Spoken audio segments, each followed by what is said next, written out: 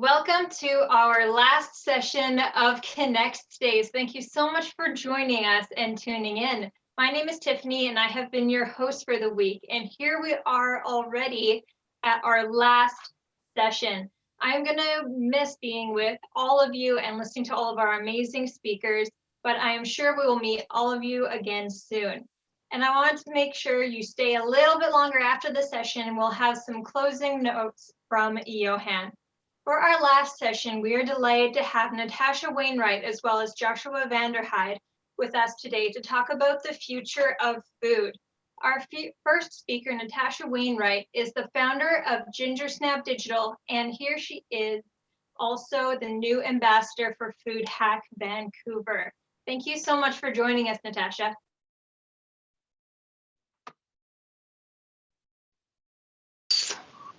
Welcome. I'll let you take it from here. Awesome, thanks so much. I will share my slides. All right, so food and the future. I wanted to talk today about how a digital-first approach to storytelling helps move us forward in food innovation. So this is me, this is where you can find me. My favorite quote and the sort of core of all the work that I do is around storytelling. Ursula K. Le Guin is a brilliant person, and this quote is no exception. Telling stories is something that everybody does and that everybody also must do in order to communicate their mission. And so today I want to talk about the problem, how I was solving it, and a solution that works for the purpose of food and innovation. So one thing I noticed, I've been a food advocate, I've been cooking in commercial kitchens, I've done all sorts of things in the food space. I love food, and what I love most is to know the story, knowing the story at a depth. There was a lot of times at farmers markets where I would learn the story of how the person came to create the product. I would learn about their family, I would know their first names, but as I got more and more busy with my career and my work, sometimes being in person isn't always possible. And 2020 is a really good example of that, but it was true before 2020 as well. Food markets and farmers markets and fairs and events sometimes happen at times that are not possible for you to be there. And if hours didn't work, then I couldn't be there. I couldn't buy the products and the produce that I wanted to, and I couldn't hear the stories that added so much richness and value.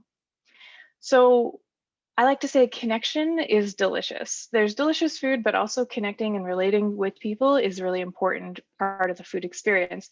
So I wondered, how could I still hear those stories of the fresh and the local quality foods and help my favorite food folks to tell their stories digitally?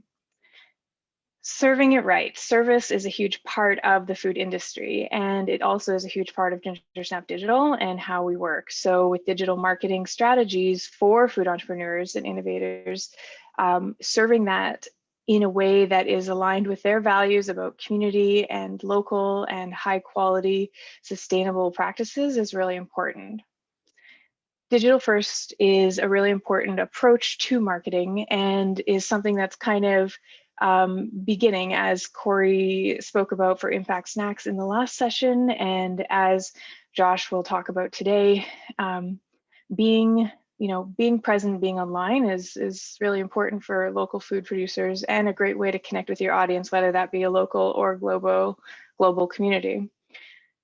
I want to share about Kettle Fire. So this is a case study about Kettle Fire, who produced bone broth, and they used a direct-to-consumer e-commerce model to accelerate their growth.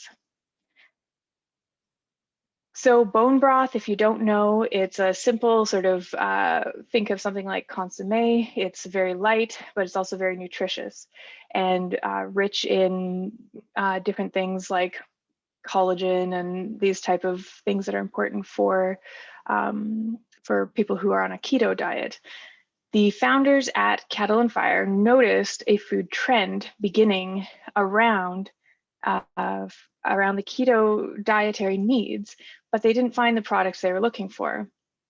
So this is a key to launching a digital first strategy, is to differentiate. You take a food trend, You combine that with a food staple and assess whether there's opportunity by positioning a premium product as a better for you option that gives consumers motivation to try, to sample.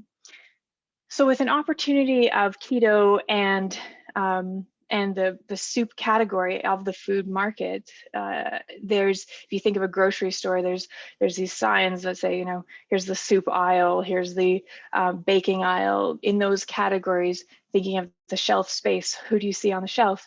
Thinking of soup, you think of Campbell's, you think of these major incumbent brands that dominate the market. How does a new brand, how does a brand that is bringing maybe a better quality product or a product that's more aligned with the customer's values, how do they get into that space? So what Kettle Fire did is that they drove traffic to a fake website to test if consumers were willing to buy the product. They created a completely fake website, and in 30 days, they established that the bone broth niche was a valid market. So they got the product ready. They had not even started the commercial production of the bone broth until they established that there was a valid market for that niche. And then they went digital first. So the benefits of digital first are the niche customer base. These are influencers. This is things like SEO, a focused, targeted strategy for those niche customers. That gives you a huge benefit to launching a product.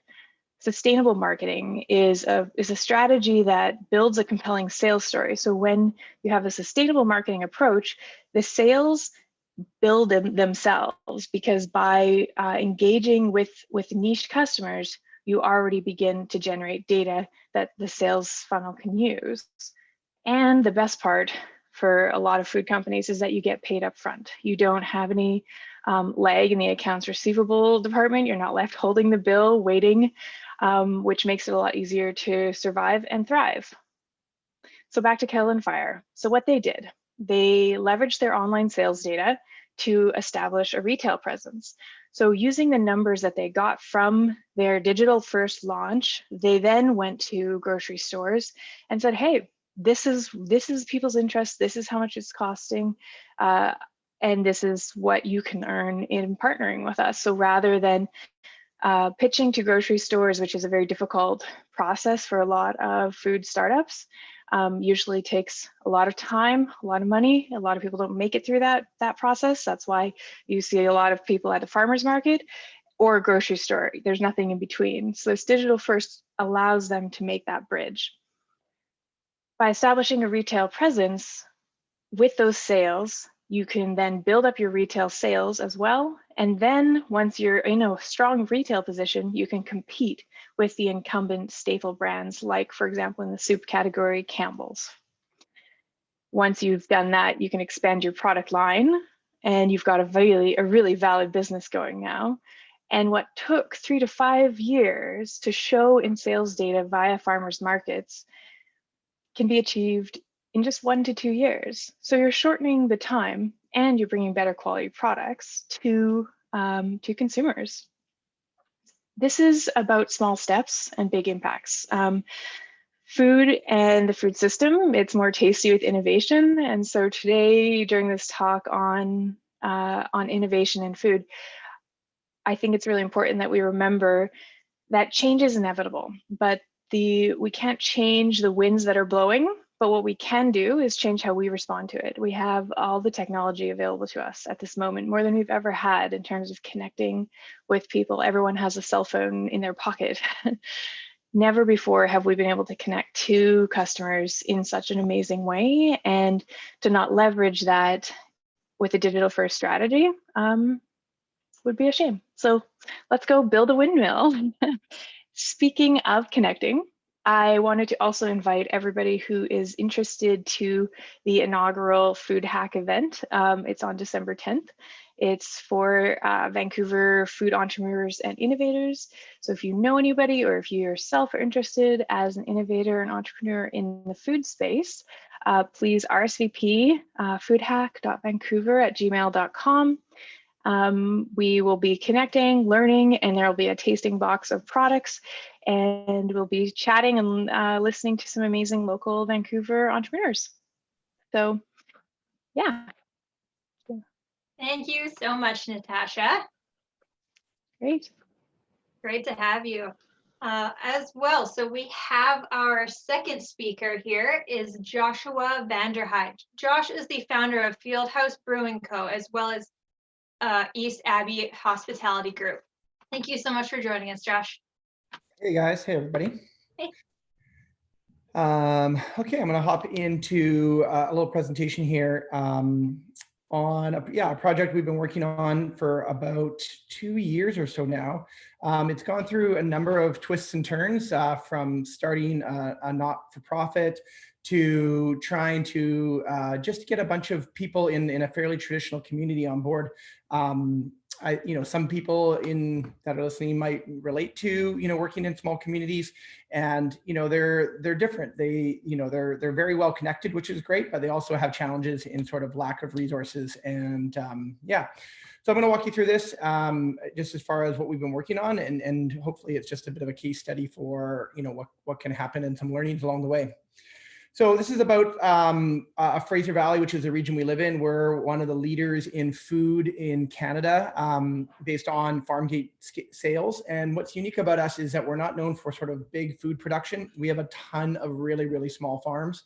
And so, yeah, we don't have any of those advantages of scale that, the large agricultural have. So that's some of our real challenges. So the background of our community here is that we have a richness in agriculture. We have endless amounts of resources. We can literally feels like we can grow anything here.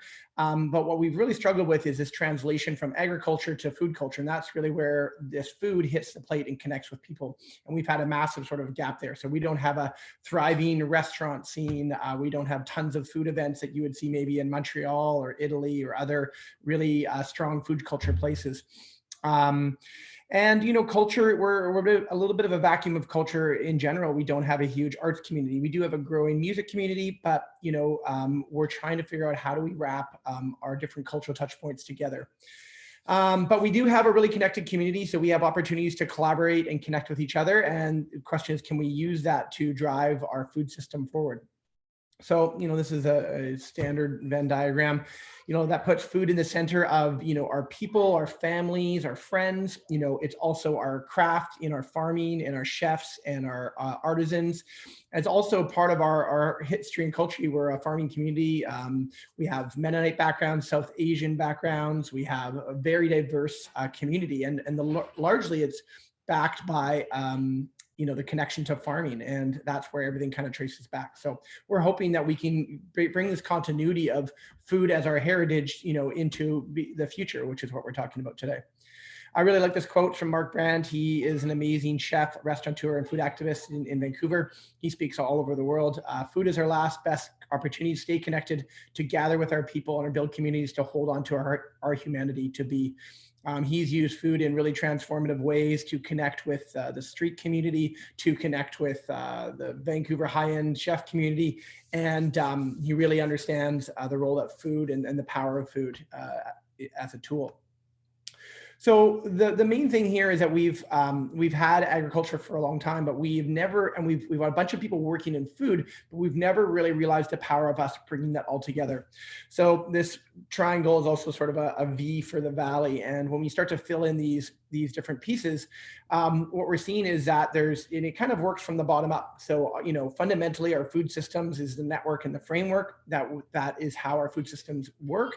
And that moves into the amplification of those systems, which is, where technology comes to play in a role, and innovation, as well as education with our youth and the community around what is local food and all these different conversations that need to have. And then impact is that next sort of level of, the value add, taking agriculture and processing it so it can connect with people in different ways. The experiences, whether that's farmers markets or food events or any of those components that also bring in art and music and really add to that. And the other one is social impact. How does food play a role to feed our communities, to connect with school programs, to educate kids? There's a huge component of how food integrates into our social fabric as well. So this agri-food partnership is basically pulling together, these different layers: social impact, education, experience, value add, food systems, and tech and innovation. And it's aligning with all these community partners. So we've got from City of Abbotsford to tourism, to the university, to small food processors, to young farmers, big farmers, small farmers, our chamber, economic development, everybody. The unique thing about food is it touches everybody in our community in so many different ways. And that's why we feel it is one of those unique opportunities to connect us and really have an impact in shaping our community. So these are some of the folks that we're working with, all in different ways. Some are infrastructure, some are programming, but all of it falls under this ecosystem or work that we're working on right now. Bringing it to life, I've sat, and I'm sure you've all sat around enough blue sky idea sessions where we talk about ideas over and over again. We talk about innovation. The question is, when do we get started doing that work? Big ideas are inspiring. Action is really where it counts. And I'm sure some of you have experienced, that feeling when you're starting to see things happen, you start to see the community change. And the crazy, the hard thing is that it can take a long time.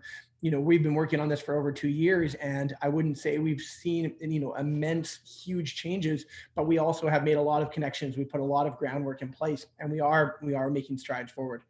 And I really believe that, you can look at impact in two different ways. You can come up with this really big idea at the top, and then try to figure out how it's going to, filter all the way down to the action at the bottom. Or we can start with a bunch of grassroots initiatives, start creating actions, and those actions and those connections will start to really inform actually what this big picture is. So we're starting to kind of re-engineer the process of innovation by, instead of the big idea and then figuring out the tactics, figuring out those tactics and learning through those tactics what the big idea is. But we really believe that we need to, address the gaps in the infrastructure first. And so that's one of the key projects we're working on. So this is one of our projects. It's called the Rail District. It's an area in one of the communities in the Fraser Valley. And what we're trying to do is bring this dynamic concept, which is a commissary kitchen, event and workspace, business development services. So starting up resources for entrepreneurs, connections to banking and financing, helping them with product development, bringing together community and food culture events, bridging the gap between food retailers and farmers and those vendor experiences, co-working. There's a school lunch program we're talking about with our local school district, and incubator programs. So this intersection of all these ideas being centralized in a physical space. I know it's really important to have, these online digital spaces right now with the way we're working, but the reality is we also need these physical reminders of experience as well. So that's what this idea is. So, we're looking at this Rail District concept as, our vision is connection through culture, and culture is food. It also is art, it's music, it's all those different pieces. And we want to use food and culture as a catalyst for change in our community. So these are sort of the principles of educating people, inspiring people, sustaining, creating sustainable businesses, investing in our food community through incubator and business development resources, and then impact, that social and economic impact through these cultural initiatives. So we feel all of this is achievable through a sort of a more dynamic model where the community is all connected and working together. So this is a building that we have. It's 9,000 square feet. It's located downtown. We've got parking. We've got outdoor events areas. We've got a retail component to it. And we're looking right now in the process of transforming this into sort of a food hub that can connect with other food programming in the community. Here's just some pictures of stuff we did last week. We ran a number of series of test pop-up farmers markets integrating music and art and family and kids and food all as one combined experience. Building a sense of community, every single week.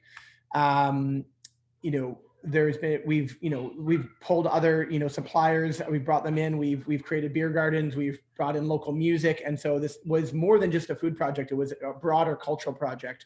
And we really got to see the community come together and support each other. And we also got to do, take things to the next level. We did a food symposium where we brought the conversation around food systems, inspiration, learning from chefs, learning from farmers into one room to talk about food, much like we're doing today as part of this program. We integrated, private events, pop-up food experiences, allowing people to come in and learn about food in experiential ways as new connection points to expose what's going on in our food system. So yeah, our current project, we're looking at food supply chains, really intently right now. We all got to see what it looked like with bare shelves in some of our communities, and it was really important to understand where is our food coming from more than ever, and do we have enough food to feed our communities right now? So we've created a new company, a new part of this project called the Local Food Supply Co. It's 100% local, so from our region of BC, our province. No external food supply sources. We're challenging ourselves to make 100% local option. And what we found was missing was that you could buy locally at farmers markets and different scenarios, but they were all physical based. If you wanted to buy online or get it delivered to your house because of health reasons, that didn't currently exist. So we're offering, the alternative to big grocery delivery services, but with 100% BC local products. And by aggregating all that food, we're able to take that food, put it into a kitchen, and now we're creating in-house products, soups, stocks, as we just heard about, sauces, specialty items, roasted vegetables, all processed with local ingredients and made by local chefs as a collaboration. And those are being sold through our retail channels. And then we're in the process of building an actual physical retail store that features all of these local suppliers. None of these local suppliers would be able to sell in traditional retail channels. They can't sell to our Costco's of the world or our Save-Ons, our national grocery chains. So we need more sales channels for local small businesses because they don't fit the mold that these larger grocery stores and chains are looking for. And why is this important right now? We talked about local supply chain being questioned. We found that we literally have everything we need in the region we have. We don't actually need these external supply options. We bring in fruit, we bring in vegetables from external resources when we actually have them all right here. And if we can learn to eat a little bit more seasonally, like other cultures do, we'll have a better chance of that. Value-add product development is really important for small farms to survive. You can take a handful of cucumbers and turn them into a jar full of pickles.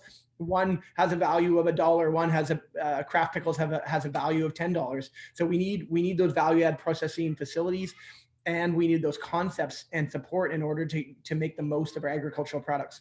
And we just need easier ways to engage with food. Local food has always been the sort of thing to do, like on the weekends, going to farmers markets, which are great, but we need to run local food in the same way with efficiencies that you can get from the national grocery stores in order for people to fully adopt it as part of their regular lifestyle.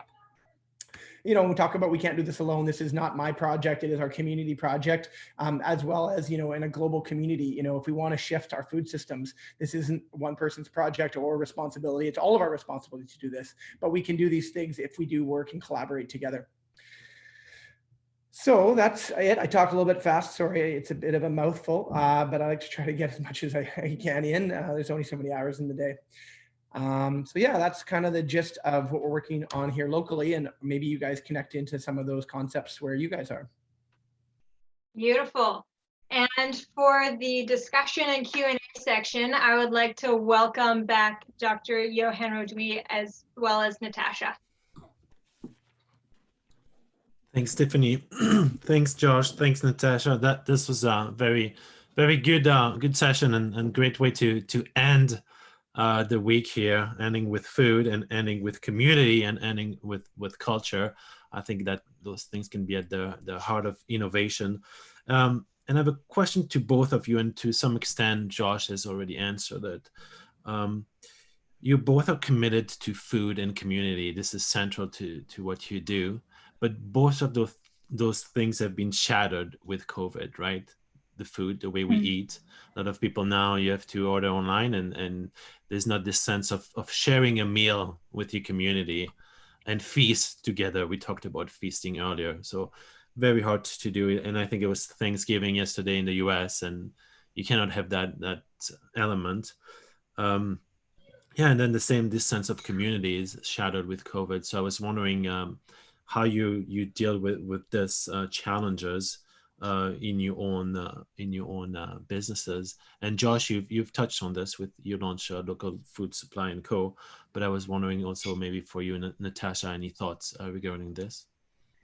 Yeah, so when I think about, I mean, sharing a meal around a table at any time is always such a joy. And of course, it's so sad and difficult that we can't do that now as much as we used to, unless it's inside your bubble.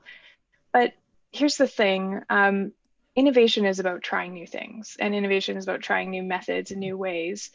And wouldn't it be great if out of COVID, we found more ways to connect with each other? Because I don't know about you guys, but I have friends all around the world. And if I can't be co-located, then how else can I connect with them beyond just sort of a, you know, tertiary like Facebook posts that you like to know what's happening in their life? Is there a way that I can genuinely kind of share that? And so some of the things that I've been experimenting with is sending food to people and then having the same food experience together, of course, over Zoom or over, you know, some internet video conferencing software, but cooking together, preparing the same meal, and having that sort of a shared food experience. Yeah, I look forward to the mail nowadays because it often means that there's something coming from a food company, something in a way that connects me to their products when I can't be in their tasting rooms, when I can't be there in person. So it's been inspiring actually for me. Does that? Yes, thanks. And Josh, any further thoughts on this?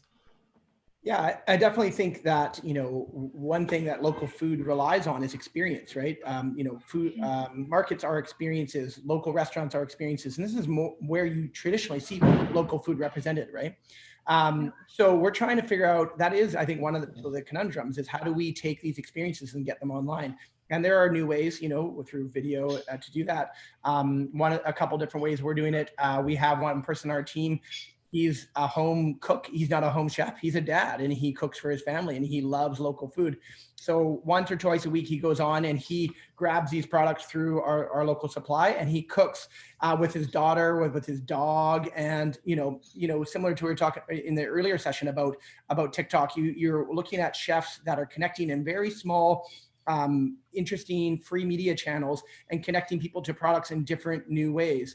People are at home; they have to cook food. It's the one thing that we have to do while we're at home.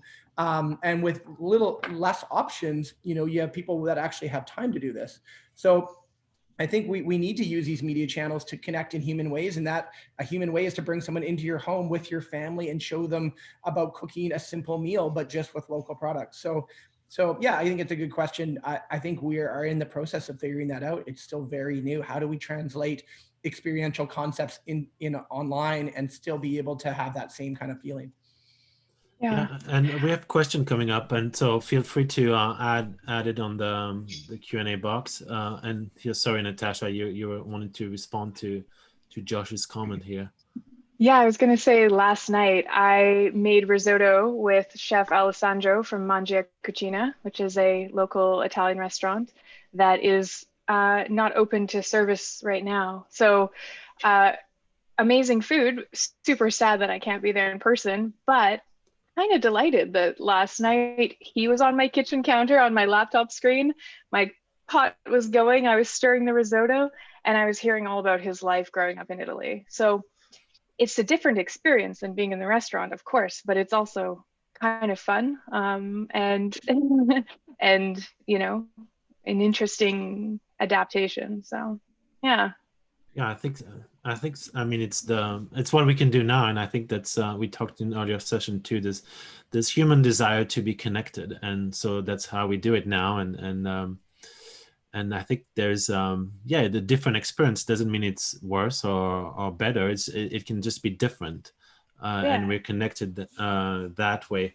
And there was some question that were coming in was asking if you any plans to transform your current project into something COVID proof. But I think for Josh, you started in a COVID proof project because you started it out of COVID. But I think I've seen it in the news. You're hoping not to move to an in-person store, right? Yeah, I mean, this project was a COVID pivot, concept. We had, other ideas on how to build community with all the events and different things we were doing. Realizing that is off the table now until further notice. We're like, well, our mission still is the same. How do we connect people to food and culture? We need to do it a different way. So the good thing that COVID proof, that food is COVID proof in that it's risen, up the list of priorities to near the top now, if not the top.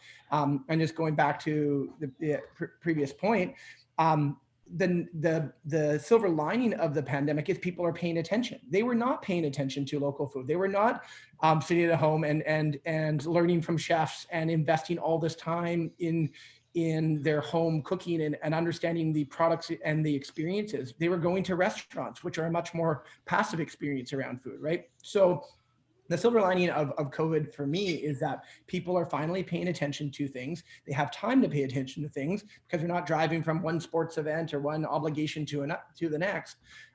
So that I think is why food is kind of COVID proof.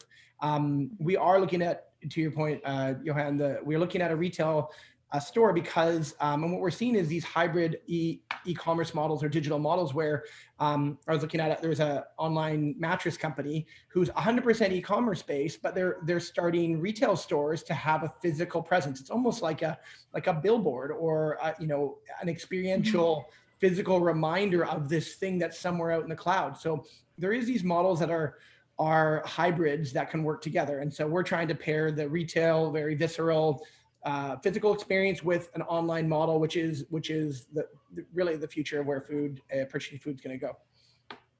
Nice, thank you. And so questions are coming in. I'm just going to go through some of them. And here a question from Alex. He's asking, where is the future of food?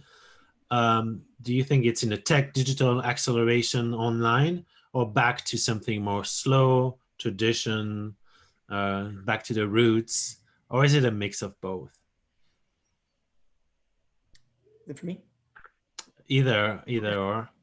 You can go ahead, Josh. Yeah.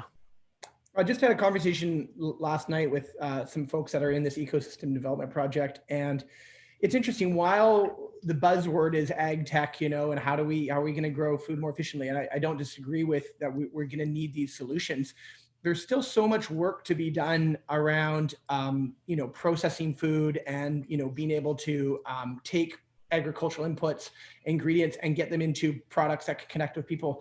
And these things are not new world techniques like, canning, preserving, baking. These things are not new school. They're actually incredibly old school. And there's something really beautiful about the craft of that. So I do think on the agricultural side, we need technology to be able to produce because we have a growing population in the world. But we also need some, really old school techniques, and there's obviously some innovation involved in there as well, in order just to be able to process food to create a higher value to make more sustainable farm-based businesses, and also just to connect more people with these local products. Natasha, I'm looking at you. Any further thoughts? Yeah, I think it's a combination, like Josh said. I couldn't agree more. There's nothing that's absolutely black or white. It's in the gray that we'll find the richness and beauty of the potential for food and innovation. To leave behind all of the insights that thousands of years of history have developed for food would be, it would be, we'd be remiss as a culture. So all of the things around like preserving, that is a technology, in my opinion. And so we need to respect that technology and value it as much as we respect the shiny object technology of whatever social media platform is blowing up at the moment, right? So it's about balance. And with food, it's always been about balance. So. And just Josh, a question that is coming up here: is there any plan to extend your concept to other places? And that's related to some thought I had about your project. It's a micro local project. So how could you expand it to another places? Yeah, I think we hope if we can get our act together and figure out this collaboration piece and how all the pieces align, I think we would love to use that as a model to share with other communities. There's no reason to keep that a secret. You know, we have a bit of a unique situation here with food, and I mean, we should be the ones who could do it here because of our richness and background in agriculture.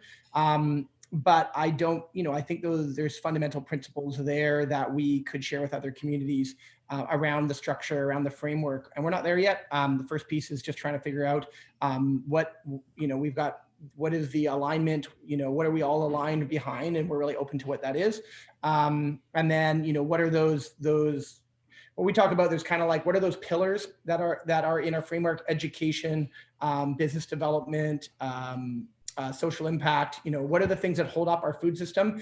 And then what are the programming that weaves its way through those pillars to make those pillars a stronger, solid foundation? So if we can come up with a model, we would love to share that with other communities, you know, in Canada and across the world. Emily here, there was a panelist before, she's texting me, she's saying hyper-local communities is the way to go, with a beautiful loving emoji. So I think she likes the idea. And I've seen other projects in Europe that were focusing on hyper-local communities. They were selling a product, actually juices from local areas.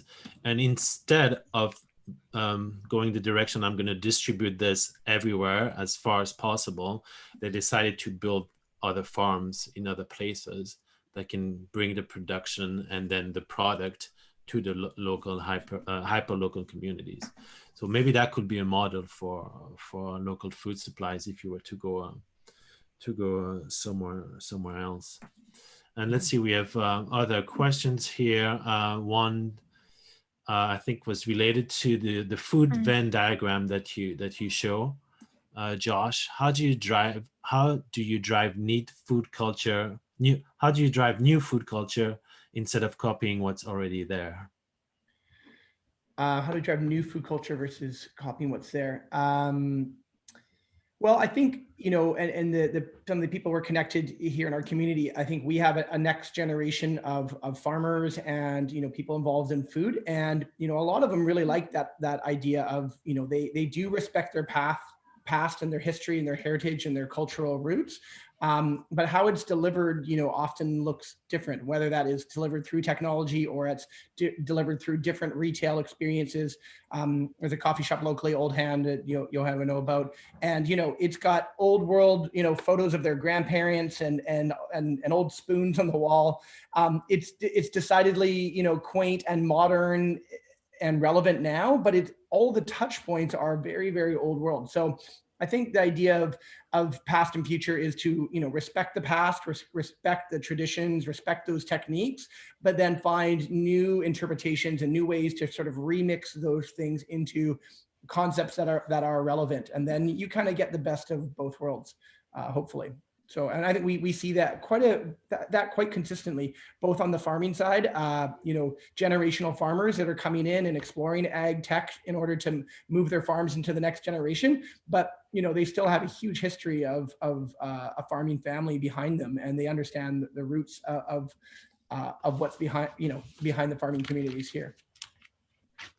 And keep going here. Thank you, Josh, and keep going here with the question. There's one for Natasha. Here it's, what's the most exciting thing in the food world that is developing that you're seeing in your work right now?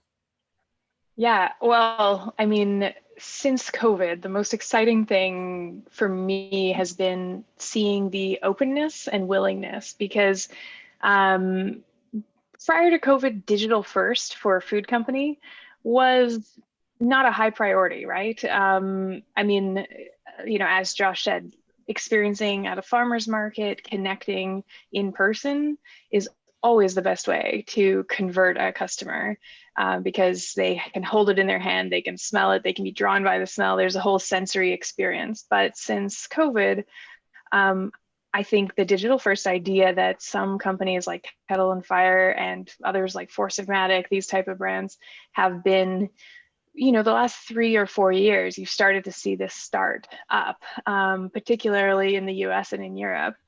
And now I think people see that it's possible. It's possible to do, and it's possible to expand your customer base. So with my clients, I see that they are not only looking to expand their business, but they're looking to grow it outside of their tasting room, or their in-person, whatever they would use, whether it be farmers market or tasting rooms, whichever.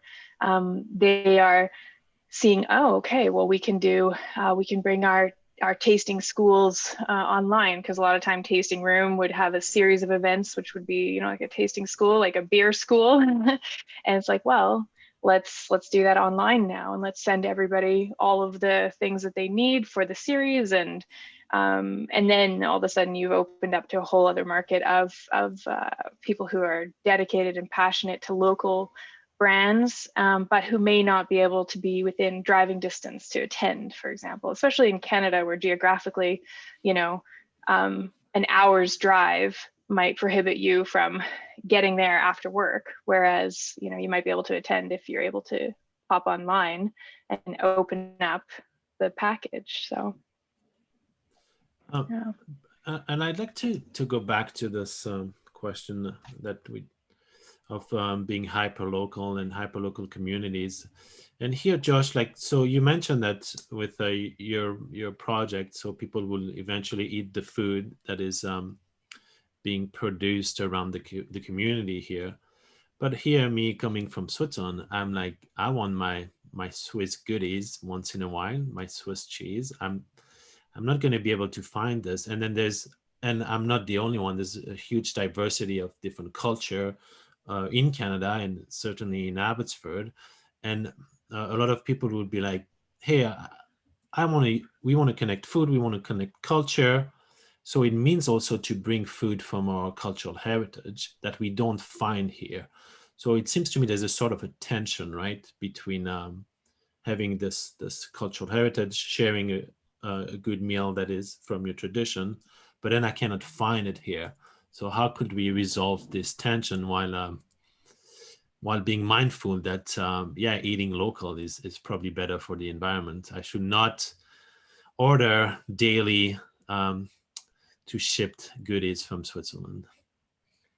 Yeah, I mean, what we see, and I'm sure it's, there's certainly not full representation, but within our food platform, we see amazing diversity in cultural backgrounds, from South Asian to Spanish to, such a range of diverse entrepreneurs, many of them following their passions and their heritages around foods. But they're taking this heritage of products, and they are making them locally.